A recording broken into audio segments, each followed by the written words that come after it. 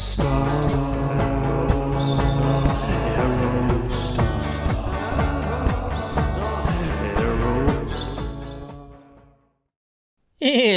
welcome back to Janky AF and Year of the Aerostar, episode number 78.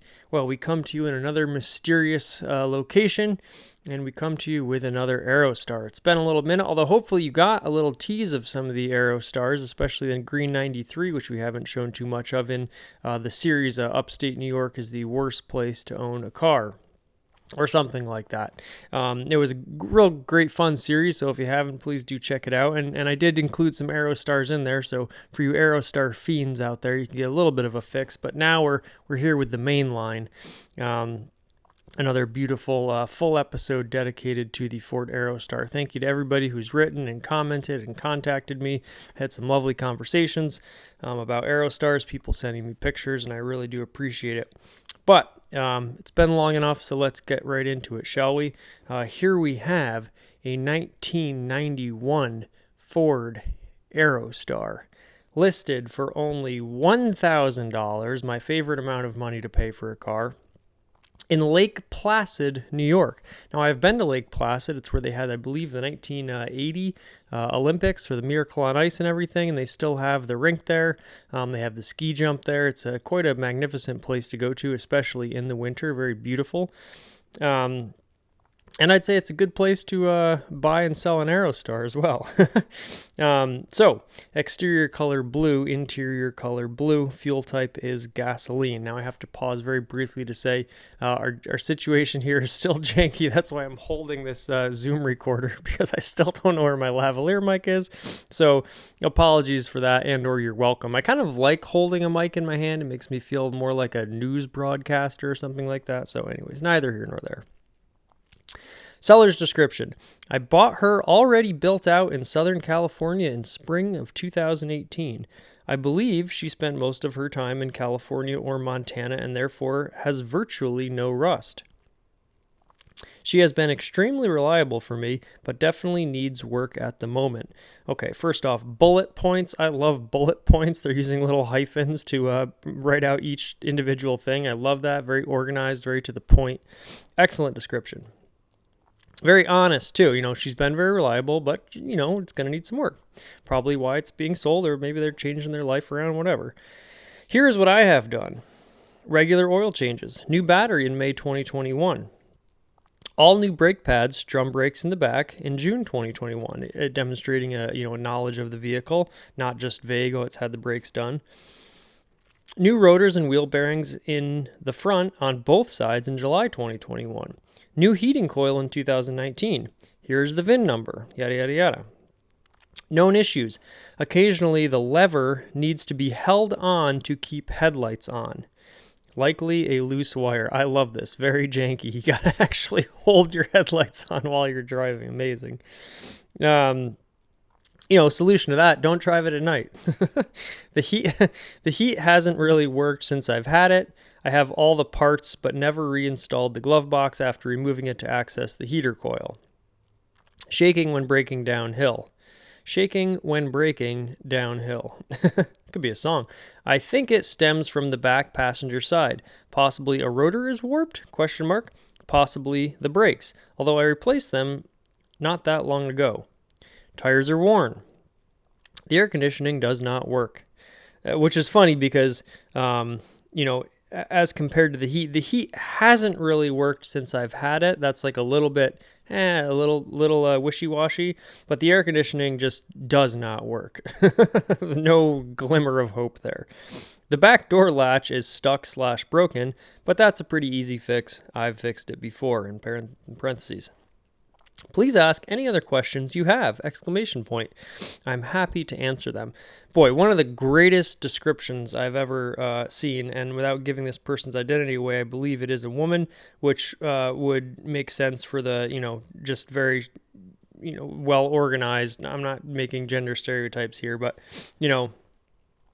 just a very lovely post. It's none of this sort of like machismo, I know what I got, come by my car, but I might, pull a shotgun on you during the transaction, any of that sort of nonsense. So Janky do thank you to the seller here, because it's just, very inviting, and I really appreciate that. It seems like it'd be a nice, honest, smooth transaction. So let's get into the pictures. Obviously, it's blue, and that's why I have my blue wonderful sweatshirt on today. And 91, so a good era. You're phasing out of the pre-facelift years, interior facelift, and you have the beautiful, and I've always wanted one of these, modern grille, but with the blue oval in the center as opposed to at the top. And this grille, how it is all black and not the painted gray, may give you a little hint or an inkling as to what we're dealing with if you're a true Aerostar aficionado. And as we get into some of the more pictures, that will reveal itself. So, interior shot. Now I'm guessing this is the 3-liter, which it looks like it is, V6. That would be pretty standard in 91, and probably not optioned with the 4.0. I am guessing, although to be honest, it looks that air intake certainly looks like the 3.0. I'm not sure if it's missing something here. It looks slightly different than my 93, but it might just be a little bit dirtier in this, so that's how it looks a little different. Newer die-hard battery in here, as you can see. And just the idea of a rust-free Aerostar coming from California, Montana, the shipping cost alone to move a vehicle from the West Coast to the East Coast is extremely high, especially now with fuel prices and all that. I've seen cars on Bring a Trailer, and they're like going for $5,000, and the person's making a comment saying like my shipping cost is going to be as much as the car itself. So just the fact that someone has transported a West Coast car to the East Coast alone is a significant chunk of savings, not to mention the peace of mind and the investment of getting something that's really clean underneath. And if you don't drive it in the winter, as we saw in my last series, you're doing good right there. Another thing, it seems like the gauges are working on this. Obviously, we have sort of a first-gen gauge cluster, which I really like. I do really like the second. I hazard to call it a generation. I call it pre and post facelift, because it's all the same generation. But it looks like your gauges are working, and the ones on my 86 are not. So that right there is already a big boon, because once you get into sort of like gauges and electrical issues, if you got to mess with that old wiring, it gets really tricky really quick. So that's a huge advantage too. $1,000 for a running driving Aerostar. I mean, already my wheels are spinning. It says 56,000 miles. This is only a 5 digit plus your 6th, but that's your 10th of a mile there. So it's very possible that this has rolled over, and it's 156,000, but even then, not too crazy high mileage. Beautiful. I love the all blue interior. I love monochromatic, so blue over blue. I'm all there for that. Okay, boom. First really cool thing about this, it is a cargo edition, and that's what I was hinting at with that black grille as opposed to the silver grille. A lot of the cargo versions, they were like bare bones, so they didn't even bother to paint the grills. And your lower bumper is cracked here pretty badly. That might not be salvageable, and that's a bummer, because not only is this a cargo version, which is already tricky to find, because you have your, although now that I'm looking at this, interesting. I wonder, this can't be. Maybe I'm just not, I haven't seen one of these in a while, but maybe just the bumper's so mangled that I can't even tell, but it almost looks like the hinges are in a different spot here, and it looks like maybe a standard bumper would fit, but, check me on that. So not only is it a cargo version, which is going to make it harder to find a bumper for, it is also an extended cargo version. Boom, boom, boom. I mean, we're ticking off all the boxes here of rare, exclusive Aerostardom. Yeah, okay, so it is the bumper with the weird little indentation in it to accommodate for the hinges on the cargo door. So that, now, again, the possibilities are limitless. If you could 3D scan this bumper, which I've always wanted to get into 3D scanning, you could, probably replicate it, but even that is going to be a significant time and cost expense. So to try to find an extended cargo rear bumper cover is going to be very difficult. However, I think that's a very, very, trivial thing when considering, the rest of the greatness of this van and just how rare and exclusive it is. So an extended cargo edition Aerostar, very, very cool. Now it looks like some weird thing has been done where they put in like a single back window. Looks like they probably got this from an Aerostar and then just sort of like Jimmy John'd it in there because it's in an interesting space. And then just like, sheet metal around the rest of it. Probably cut it out and then resealed it with something. It looks like there's just some caulk or something going around that big seal or that big piece of sheet metal that they put in there, which is interesting because if it was a cargo version already, it probably wouldn't have had a window. So why did they seal around the entire thing? I don't know. Curious, very curious. And as we'll see in the interior, here's a better shot. We have much more sunlight here on this picture. You can see the beautiful richness of this dark blue, and the paint does look to be in very nice condition. And obviously, maybe that's just snow, but it looks like they've put some sort of, or maybe it's paint peel and rust, where that seam was welded there.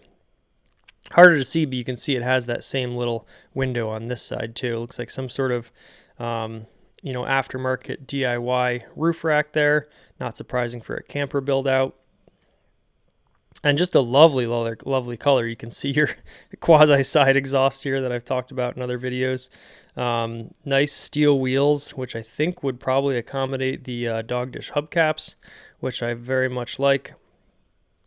The front bumper looks to be in okay condition. You have a little like red stripe. I'm not sure if that's perhaps some sort of reflective tape or something on there.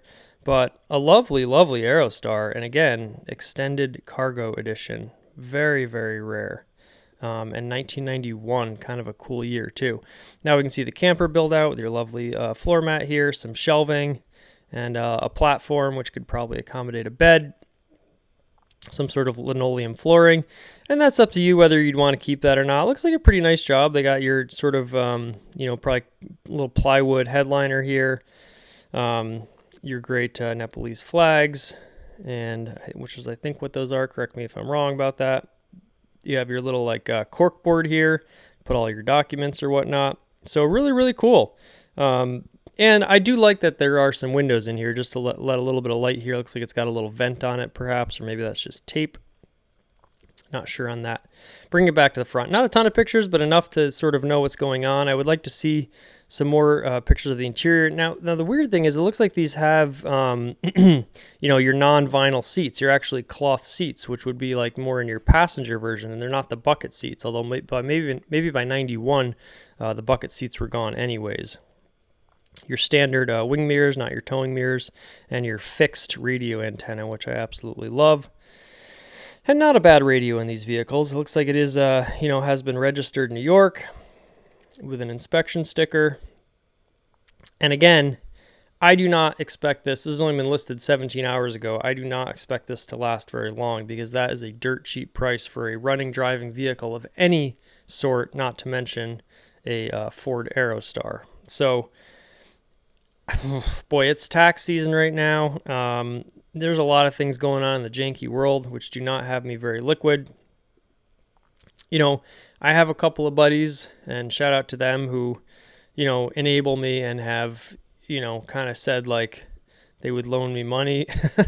not the smartest decision to be making, but when's the next time one like this is going to come along? And for this price, boy, this is why this series is both good and bad for me, because it really gets me, has the potential to get me into trouble. But if nothing else, we've preserved it here on Year of the Aerostar, and you can see just a fabulous example of an extended cargo Ford Aerostar. I love this color. It's a really deep blue. This, it's probably just because the paint's in such condition, and I'm used to seeing them all faded, but it almost looks to be richer than the dark blue I'm used to on these Aerostars. But again, that's probably just because of the nature of this vehicle being a West Coast vehicle, and it's been just kept in a little bit better condition by virtue of that. So there you have it. Welcome back to Year of the Aerostar. We're starting off with a bang here. Nice to get back into the groove again. Sorry we've been away, but I really wanted to get that little series I did out there. So hope you enjoyed that. And There you go. Another fantastic Ford Aerostar, a 1991 extended cargo. Wow, janky do thanky.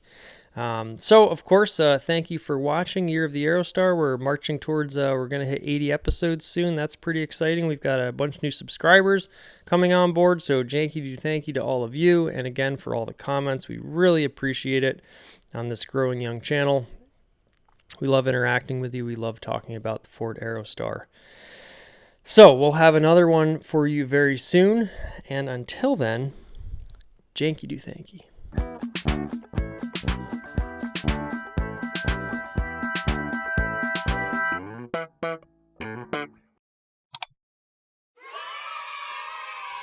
One small step for man, one